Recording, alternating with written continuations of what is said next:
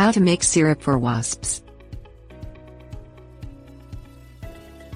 Wasps are drawn to sugary, sweet foods and liquids.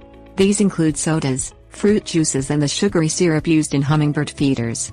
If you make your own syrup for wasps, you can use it as bait in wasp traps. The wasps will be drawn to the scent of the syrup and will become stuck in the trap. Making a syrup for wasps can help alleviate a wasp problem in your yard so you can enjoy it during wasp season. Things you'll need: pot, water, sugar, spoon. Pour 4 cups of water into a soup pot. Put the pot on the stove over high heat and bring the water to a boil. Pour in 1 cup of regular white sugar.